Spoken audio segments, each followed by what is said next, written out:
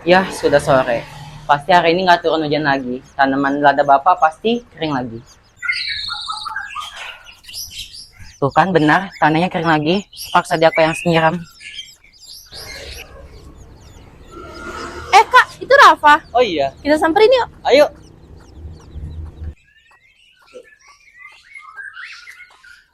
Rajin sekali kamu Rafa sore-sore begini nyiramin tanaman.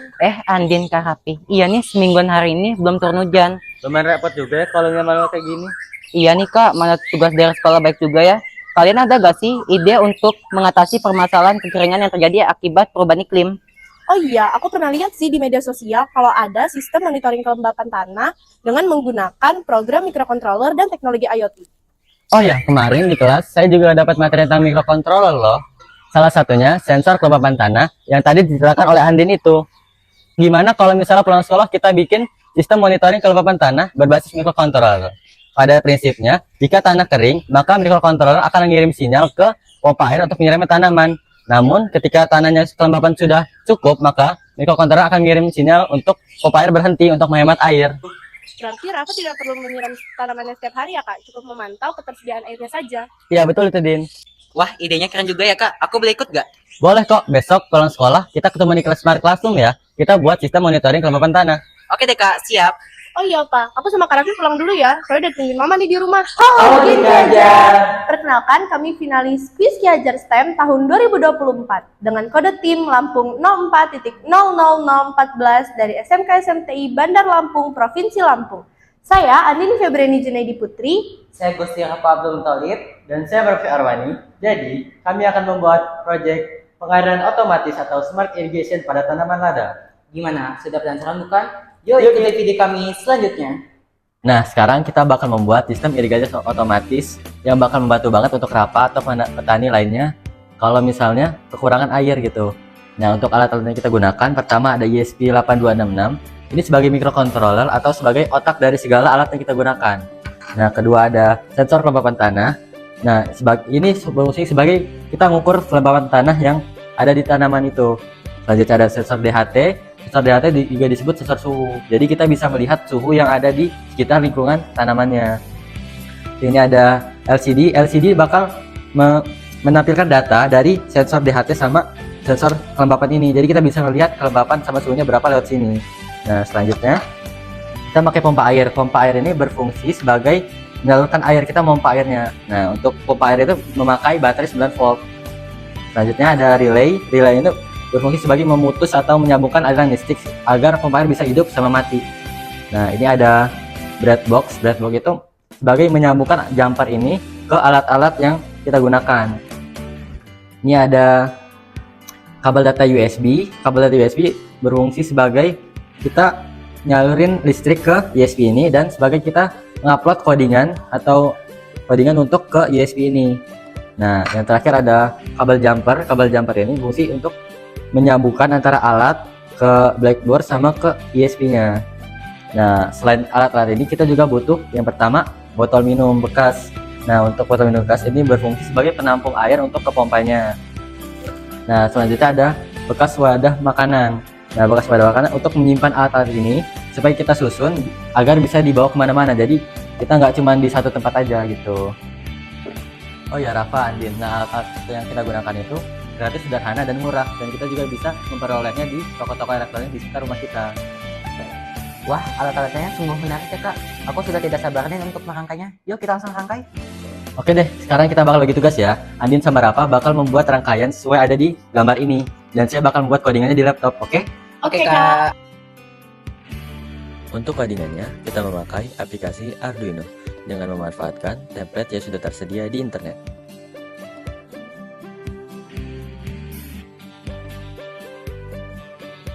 Untuk membuat rangkaian sistem irigasi cerdas ini, yang pertama kita siapkan adalah microcontroller ESP8266. Hubungkan kabel data sensor kelembapan di pin A0 pada ESP8266. Selanjutnya, hubungkan kabel data LED pada pin STL dan SDA masing-masing ke pin D1 dan D2. Lalu, hubungkan kabel data DHT11 pada pin D6.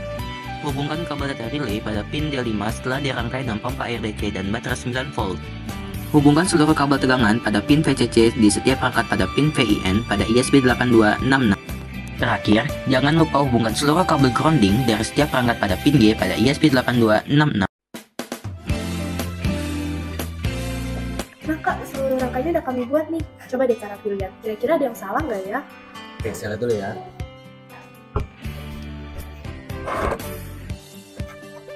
Nah, ini masalah nih, groundingnya nggak langsung ketegangan.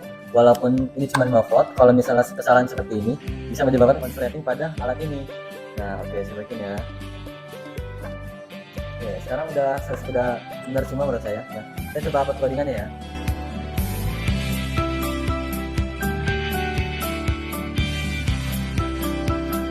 Nah, kan codingannya udah masuk ke sini dan alat-alatnya udah berfungsi kan. Nah, selanjutnya kita bakal melakukan kalibrasi. Kenapa harus kalibrasi sih kak? Nah, untuk kalibrasi itu kita harus menentukan analog yang harus diinput ke ESP-nya. Oke, nah sekarang kita bakal melakukan kalibrasi. Dan untuk Rafa, tolong kamu siapin tanah buat kalibrasi dan Anden bakal mencatat hasil kalibrasinya ya. Oke, Kak. Untuk menghitung persentase kelembapan tanah, dapat menggunakan rumus 1023 dikurangi angka analog yang dihasilkan sensor dibagi 1023, di mana 1023 adalah angka analog maksimal yang dapat dihasilkan oleh sensor kelembapan tanah. Nah, Gen Ki Hajar, setelah dilakukan kalibrasi, kita dapatkan nilai analog sebagai berikut. Pada sampel 50 gram tanah kering menghasilkan angka analog 1008 atau kelembapan 1%. Dengan penambahan 20 mili air menghasilkan angka analog 900 atau kelembapan 12%. Dengan penambahan 40 mili air menghasilkan angka analog 320 atau kelembapan 69%. Dengan penambahan 60 mili air menghasilkan angka analog 190 atau kelembapan 81%. Dengan penambahan 80 mili air menghasilkan angka analog 110 atau kelembapan 89%. Nah, kan kalibrasi sudah kita lakukan. Nah, hasilnya saya bakal upload ke ESP8266 ya.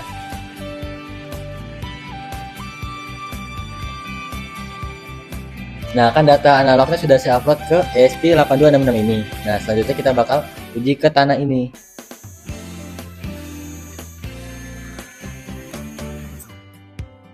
Nah, Rafa, coba kamu colokin ke tanah yang kering ini. Nah, kalau misalnya tanahnya kering, sensor bakal nyala. Nah, kalau misalnya tanahnya udah basah, sensornya bakal mati. Nah, sekarang kita coba ya.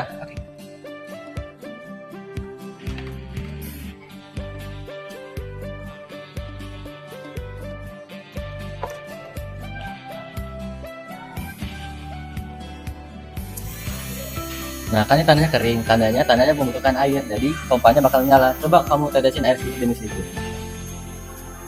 Iya.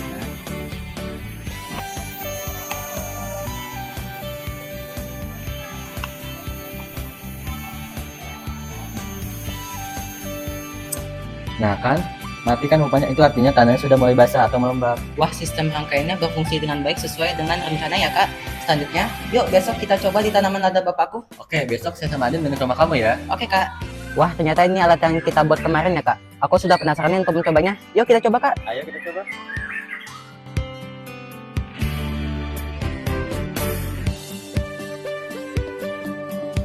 Ternyata alatnya bekerja dengan baik ya. Benar, pada saat tanah kering kurang dari 60%, microcontroller akan memanggil pompa air untuk menyiram tanah. Kamu juga bisa memonitoring kelembapan dan suhu pada tanaman lada ini dengan menggunakan LED yang ada pada alat ini. Oh, ternyata benar ya. Alat ini juga dapat membantu para petani lada untuk mengatasi kekeringan yang terjadi akibat perubahan iklim. Nah, Gen Ki Hajar, setelah melakukan diskusi dengan pembimbing dan masukan dari narasumber, kami melakukan rancangan ulang yang meliputi penggantian casing dengan penambahan stiker, penggantian PCB bolong, dan penggantian pompa air waterproof. Nah, Gen Ki Hajar, yuk kita coba alatnya.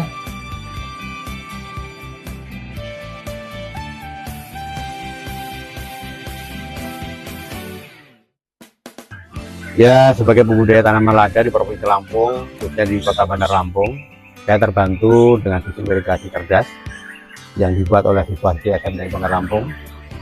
Terus terang untuk merawat tanaman ini gampang-gampang susah. Kalau terlalu kering dia akan mempengaruhi hasil panennya, namun kalau terlalu lembab potensi terserang gangguan busuk akar oleh jamur. Dengan sistem irigasi cerdas ini sangat membantu kami dalam mengontrol kondisi tanah agar tidak terlalu kering, juga tidak terlalu lembab, sehingga tanah menjadi subur dan tanaman ladanya bisa berkembang dengan baik. Harapan saya dengan prototip ini dapat dikembangkan lebih masif lagi sehingga dapat membantu para petani lada di Provinsi Lampung dalam menghadapi iklim yang terjadi selama ini.